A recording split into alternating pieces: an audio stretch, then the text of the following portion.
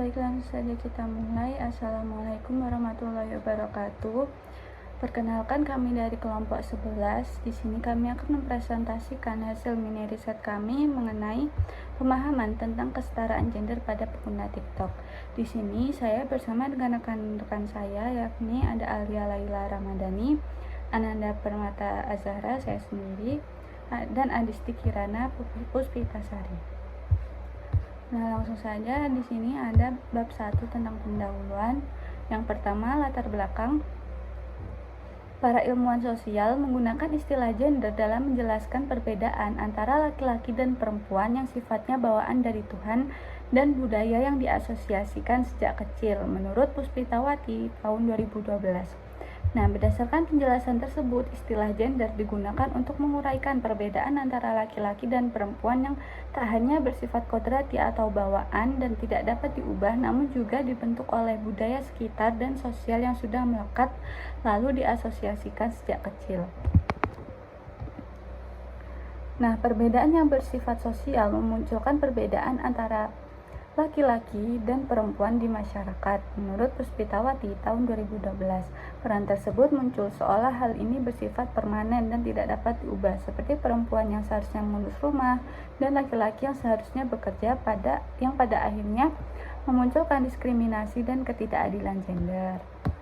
Nah, fenomena ini itu menjadi sebab munculnya isu tentang kesetaraan gender yang kini sedang ramai dan tak habis diperbincangkan. Salah satu bagian penting dari hak asasi manusia adalah kesetaraan gender, yakni hak yang setara untuk laki-laki dan perempuan, yang dimana hal ini menjadi prinsip dasar dari piagam PBB. Menurut Audina tahun 2022, artinya hak yang diberikan kepada manusia, baik laki-laki maupun perempuan adalah setara. Tak ada hal yang berbeda terkait hak dan peran yang diterima. Akan tetapi, pada realitasnya masih banyak di masyarakat yang masih dangkal terhadap konsep kesetaraan gender ini, apalagi jika berbenturan dengan nilai-nilai patriarki yang sudah mengakar di lingkungan masyarakat. Nah, kesenjangan pengetahuan tentang konsep kesetaraan gender ini tuh menyitakan masalah sosial yang seringkali dan terus-menerus diperbincangkan, bahkan sudah menjadi fenomena umum bagi di dunia nyata maupun di media sosial. Nah, isu tentang kesetaraan gender ini kini sedang banyak diperbincangkan di media sosial, khususnya di aplikasi TikTok yang kita ketahui saat ini itu sedang menonjol dengan pengguna yang cukup tinggi di Indonesia. Nah, platform TikTok dengan konsep video pendek menjadi ruang publik yang mempengaruhi dalam pembentukan narasi sosial saat ini. Pada satu sisi, TikTok berhasil menyuarakan dan mengedukasi terkait isu-isu kesetaraan gender, namun dalam sisi lain ada pula konten-konten yang memperkuat stereotip gender tradisional yang membuat kondisi ini tidak setara dan tanpa menarik dan terlihat wajar.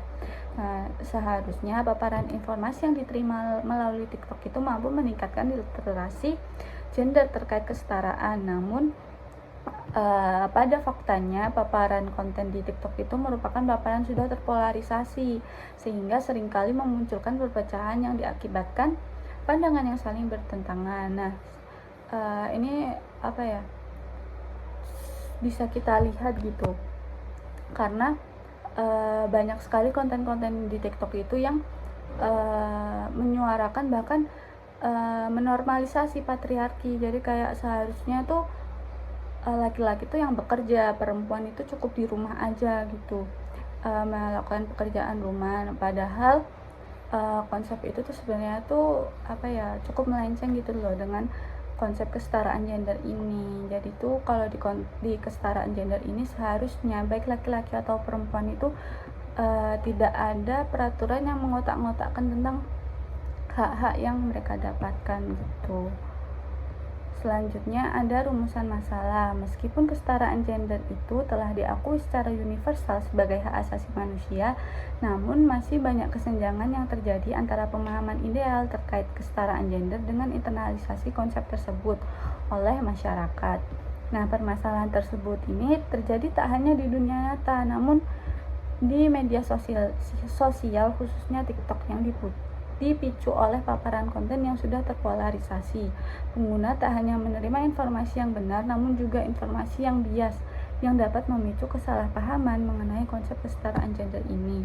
Nah, munculnya berbagai konten terkait peran laki-laki dan perempuan di aplikasi TikTok tersebut mendorong pertanyaan mengenai sejauh mana sih pengguna ini mampu memaknai fenomena tersebut. Oleh karena itu, kami sekelompok merumuskan masalah mengenai bagaimana pemahaman yang didapatkan pada pengguna TikTok tentang kesetaraan gender, serta bagaimana mereka itu menafsirkan konten-konten yang mengandung isu stereotip. Selain itu, kami juga ingin mengetahui bagaimana konten-konten yang terpapar dalam platform TikTok ini dapat mempengaruhi pemahaman mereka mengenai kesetaraan gender, sehingga dapat diketahui bagaimana pengguna TikTok itu menafsirkan dan mengaplikasikan pemahaman mereka terkait kesetaraan gender.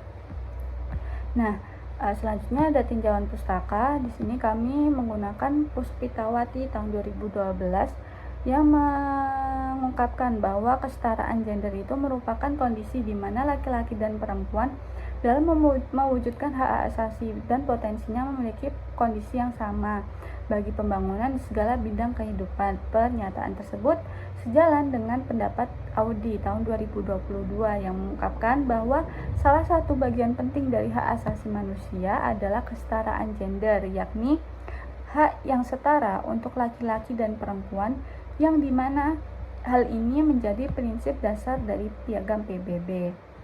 Nah, menurut Berger dan Lackman tahun 1966, konsep gender ini dan kesetaraan itu tercipta melalui interaksi sosial yang kemudian mengeras menjadi realitas sebelum kemudian diinternalisasi oleh setiap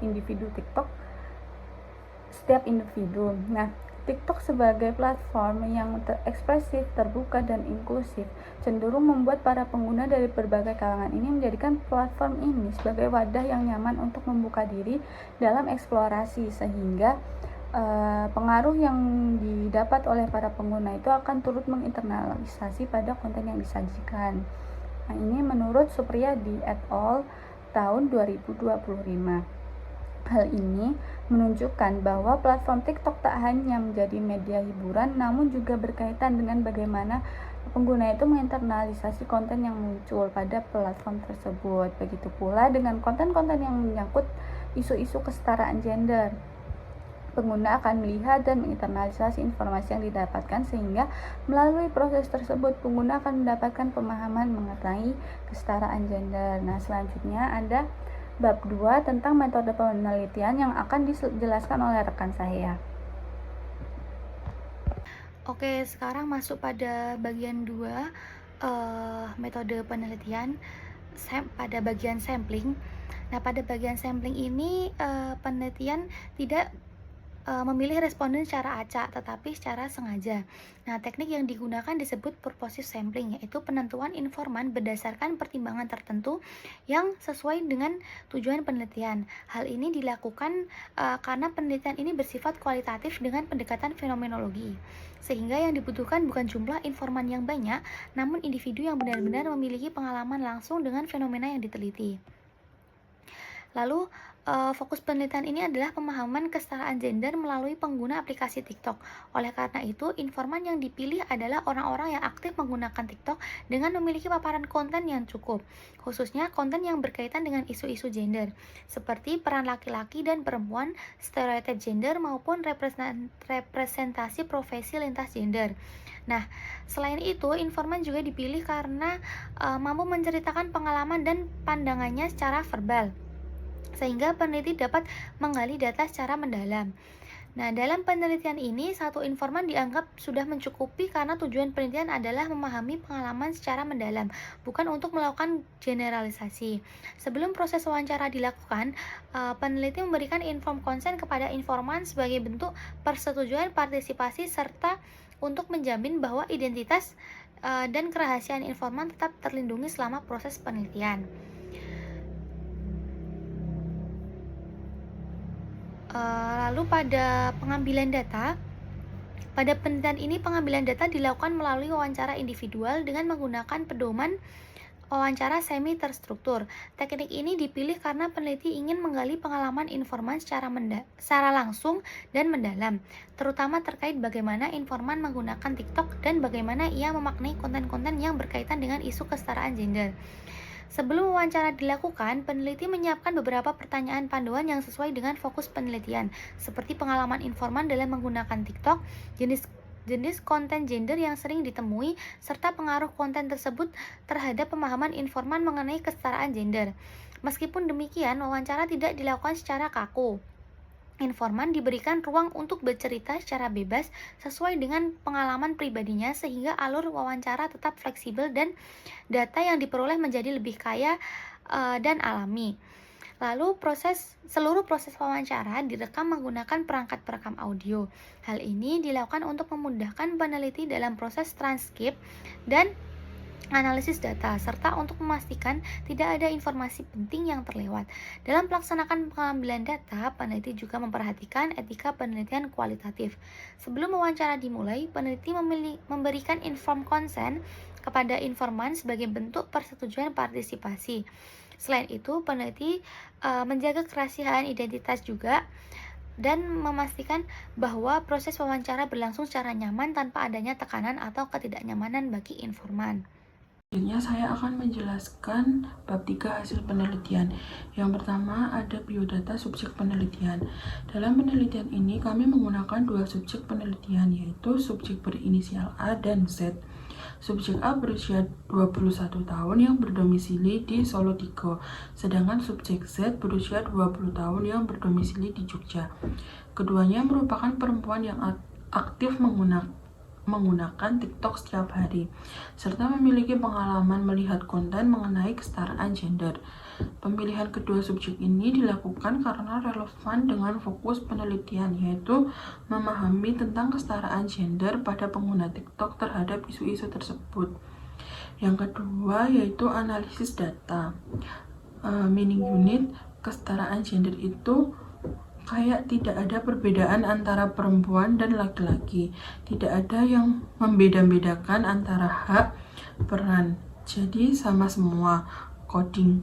Tidak ada perbedaan antara perempuan dan laki-laki pada kesetaraan gender. Tidak ada pembeda soal hak dan peran antara laki-laki dan peran perempuan. Selanjutnya, meaning unit aktif di TikTok. Setiap hari bermain TikTok. Kalau itu mendapatkannya dari berita, dari guru di kelas kayak membahas isu-isu tentang kesetaraan gender. Kalau di TikTok tuh sering sekali nyari pasti akan ketagihan. Terus menerus dan makin banyak informasi yang didapat tentang kesetaraan gendernya dan makin paham. Coding setiap hari aktif TikTok, mendapat banyak informasi kesetaraan gender lewat TikTok, semakin paham lewat TikTok. Meaning unit selanjutnya pernah menemukan waktu itu ada kayak wanita yang independen banget, kayak misalnya dia nih apa-apa bisa sendiri. Perempuan tuh gak serendah itu, kita semua punya hak. Cewek tuh juga bisa independen mandiri, gak semuanya tuh laki-laki. Coding perempuan gak serendah itu, perempuan punya hak, perempuan bisa independen tanpa bergantung dengan laki-laki. Meaning unit selanjutnya, cewek tuh gak melulu harus dapat uang tuh dari cowok gitu, kayak kita itu bisa beli barang-barang dengan hasil kerja keras kita gitu. Contohnya di kehidupan sehari-hari kita tuh kayak kerja beli apa yang dia mau tanpa harus dapat transferan cowoknya. Coding perempuan tidak harus dapat uang dari laki-laki. Perempuan bisa membeli barang dengan kerja kerasnya sendiri. Mini unit selanjutnya lumayan jauh karena aku ngerasa aku pengen jadi wanita independen gitu biar gak diinjek-injek sama laki-laki. Kalau dulu tuh mikirnya gini, kayak kenapa ya jadi cowok tuh bisa semena-mena banget, kayak lebih kasihan gitu loh kalau sama cewek gitu, kayak bisa ngerasa kecil, kayak bisa segampang itu diinjak-injak sama cowok gitu. Coding dulu merasa laki-laki bisa semena-mena, ingin menjadi independent woman. Selanjutnya Kalau menurutku itu hal yang perlu dibenahi sih, soalnya kita gak bisa memandang dari profesi atau skill dari gender, karena apapun gendernya pasti punya skill atau bakat minat area tersebut di ranah tersebut. Makanya itu yang perlu dibenahi atau mengedukasi orang-orang masyarakat umum tentang kesetaraan gender. Coding tidak bisa memandang profesi dari gender, apapun gendernya pasti punya skill. Meaning unit selanjutnya, kayak kita harus mendidik anak dari kecil tentang kesetaraan gender gitu. Kayak kita nggak boleh membeda-bedakan caranya, biar nanti dia tuh kalau bisa anaknya tumbuh besar tuh gak jadi laki-laki yang patriarki. Coding mendidik anak dari kecil tentang kesetaraan gender agar tidak patriarki. Meaning unit selanjutnya, jadi kayak mikir, maksudnya kalau cewek pun bisa gitu loh ngangkat-ngangkat barang, kayak barang berat, kayak tanpa harus laki-laki gitu loh. Jadi kayak aku ngerasa kayak, oh berarti cewek tuh mampu sebenarnya. Jadi kayak ngangkat-ngangkat barang itu tuh nggak cuma bisa dilakukan sama laki-laki gitu loh, perempuan pun sanggup gitu. Coding, perempuan bisa melakukan aktivitas yang biasanya dilakukan laki-laki. Meaning unit selanjutnya berpengaruh, karena itu tadi aku jadi bisa mikir, oh ternyata pekerjaan yang kayak gitu-gitu kayak bisa dilakuin perempuan gitu loh, tanpa kayak harus nunggu laki-laki. Coding, TikTok membuatnya sadar perempuan bisa melakukan aktivitas tanpa laki-laki. Meaning unit selanjutnya, nggak ada gitu perbedaan antara hak peran juga kewajiban antara laki-laki dan perempuan gitu loh. Gender apapun itu gitu, kayak dari segi pekerjaan ataupun rumah tangga, yang pokoknya dalam normal rumah ini juga deh, lingkungan gitu. Coding, kesetaraan hak laki-laki dan perempuan. Selanjutnya kesetaraan peran dan kewajiban. Selanjutnya tidak ada pembagian peran berdasarkan gender. Selanjutnya kesetaraan dalam pekerjaan dan rumah tangga. Meaning unit selanjutnya, lebih banyak dengar isu-isu atau misalkan punya masalah tentang kesetaraan gender tuh dari Twitter gitu. Nggak jauh beda sih kayak apa yang aku dapetin di TikTok sama di Twitter gitu. Pastinya merubah, apalagi kayak karena mungkin faktor ya kita udah semakin gede gitu, jadi tahu kayak gimana kesetaraan gender, apa sih perspektif yang benar gitu tentang kesetaraan gender gitu ya. Codingnya, media sosial sebagai sumber wawasan gender. Twitter dan TikTok memberikan pemahaman.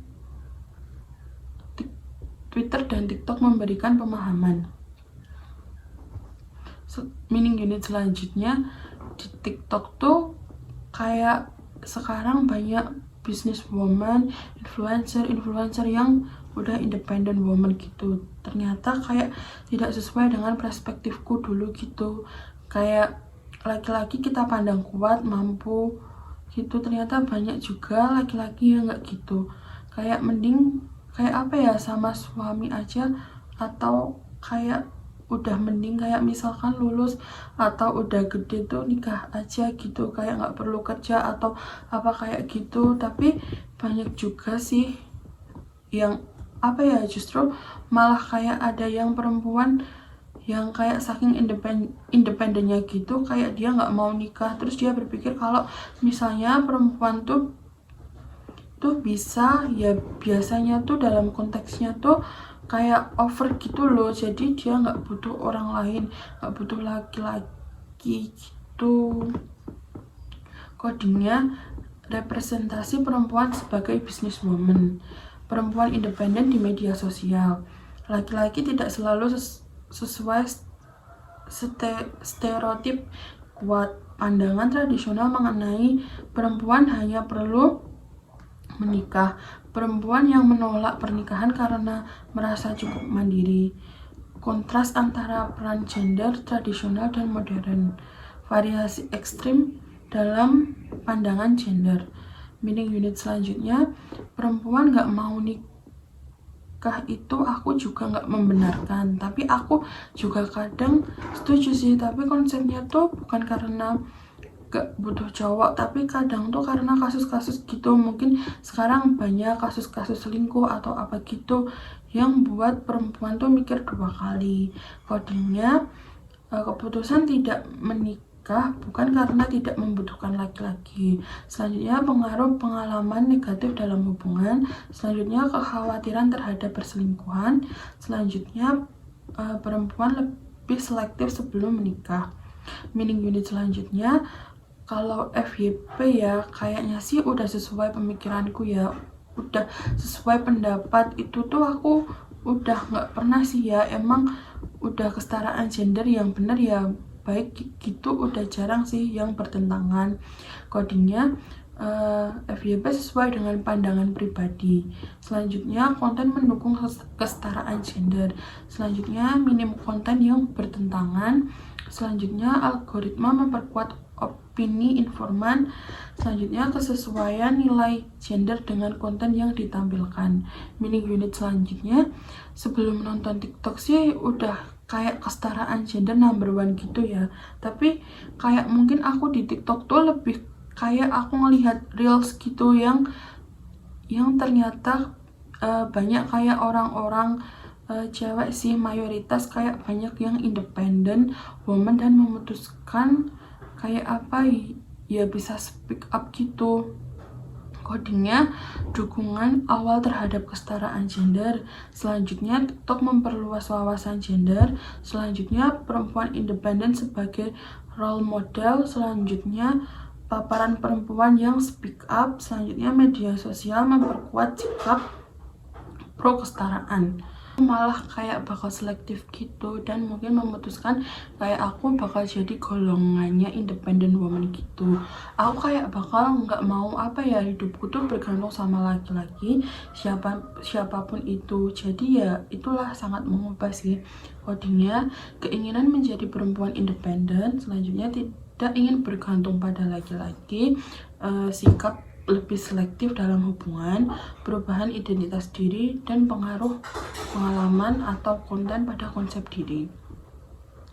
Meaning unit selanjutnya, masih banyak yang ngehujat gitu, yang ngekomen negatif kalau misalkan hal-hal itu tuh gak sesuai gitu. Tapi sebenarnya banyak juga sih yang udah support gitu. Dan kalau aku tuh kayak menanggapi itu, sebenarnya aku juga tidak berhak menghakimi, cuma aku ya nggak mau membenarkan juga gitu. Aku cuma ya udah, aku lebih diem aja sih gitu, gak mendorong itu benar dan juga nggak menyalahkan satu pihak gitu.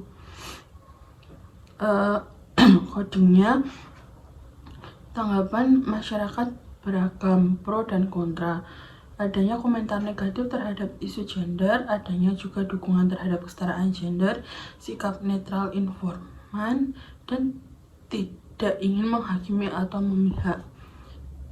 Meaning unit selanjutnya, masih ada ya yang patriarki atau mungkin kayak menuntut anaknya harus jadi apa gitu. Masih ada yang di konten, tapi ada beberapa juga yang malah justru mungkin sekarang namanya kayak ayah siaga gitu, kayak ayah-ayah yang aktif gitu.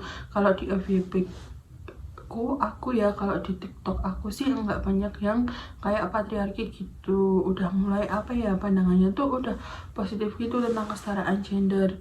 Codingnya masih ada konten bernuansa patriarki, penekanan peran anak berdasarkan gender, representasi ayah siaga atau ayah suportif dan aktif.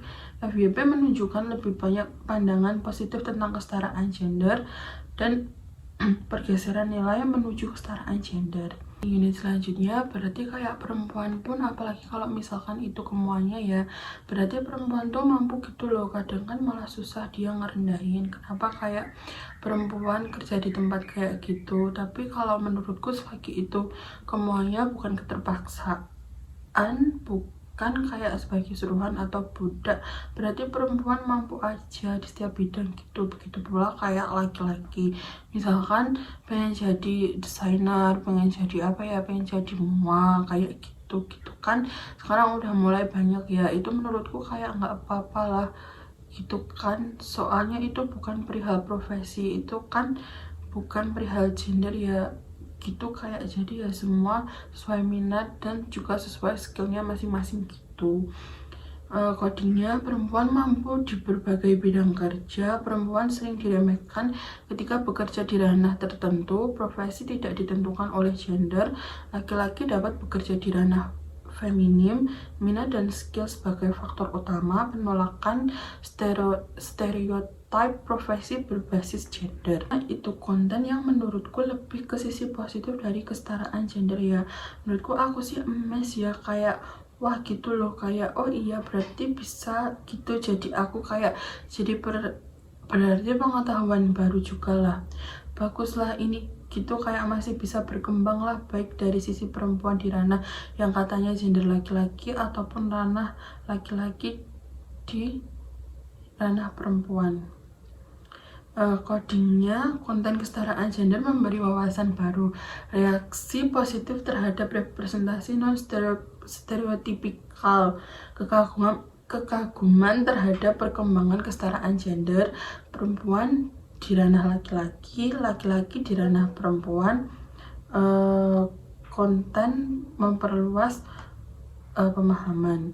Meaning unit selanjutnya, gak semua berpikiran tentang kesetaraan gender sama kayak aku gitu. Pasti ada juga beberapa orang yang pasti menganggap itu hal yang kontra, pasti ada yang menganggap itu hal negatif. Jadi menurut konten-konten yang ranah kayak gitu pasti akan berpengaruh gimana perspektif dia tentang kesetaraan gender, tentang gender. Tapi ya balik lagi sih, kalau dari aku sih itu udah sesuatu hal yang positif ya, berkembangnya kesetaraan gender. Tapi masih ada beberapa orang yang menganggap itu nggak positif. Codingnya, pandangan tentang kesetaraan gender tidak seragam, ada yang menilai negatif dan ada yang positif. Ini masuk ke analisis tema.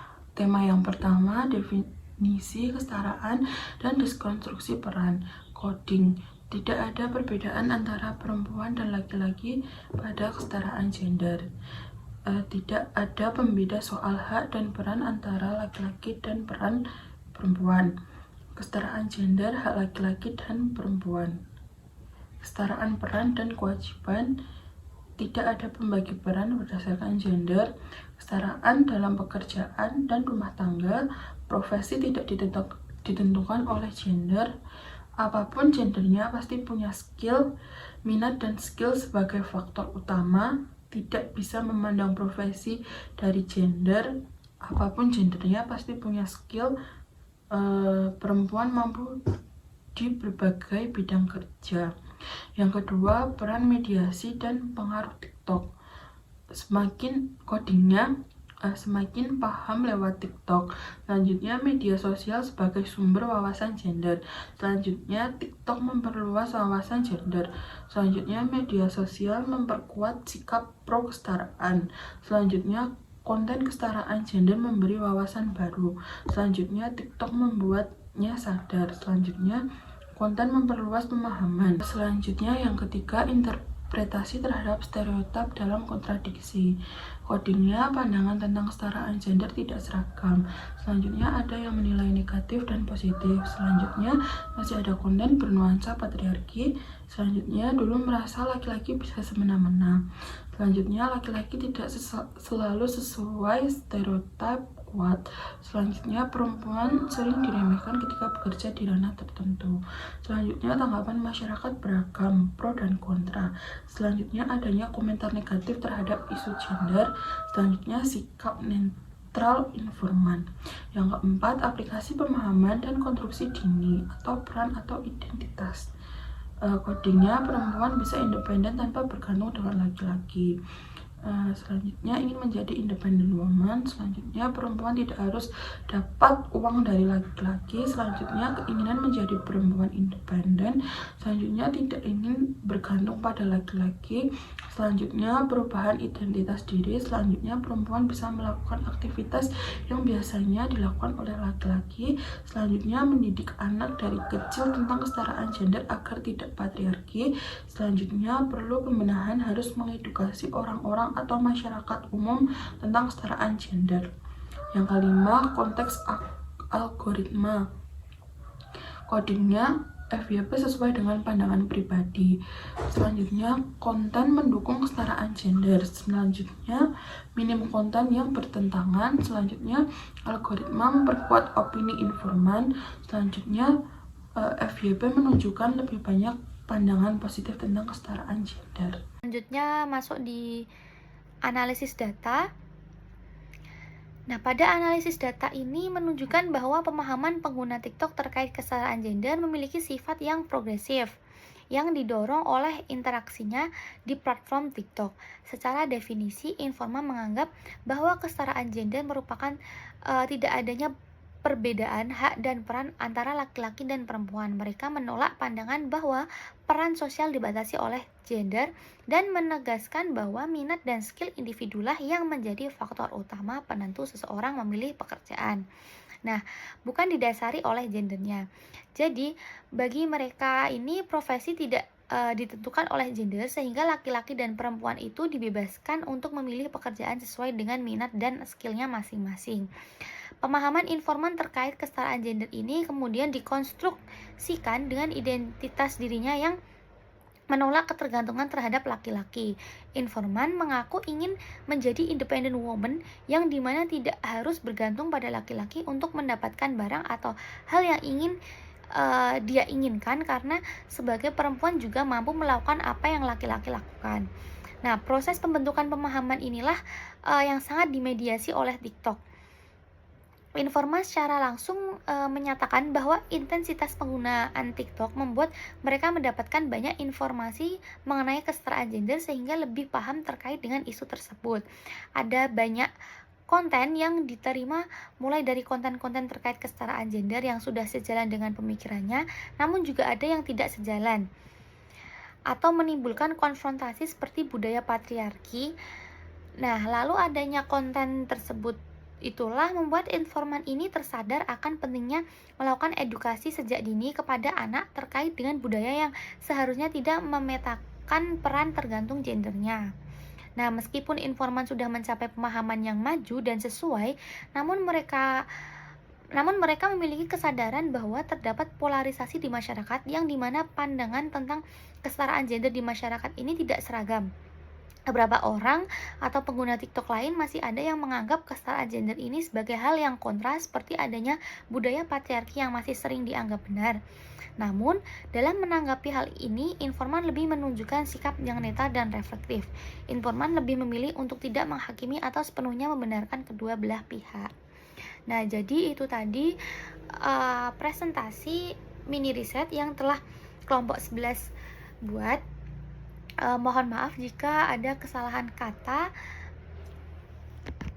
mohon dimaafkan. Wassalamualaikum warahmatullahi wabarakatuh.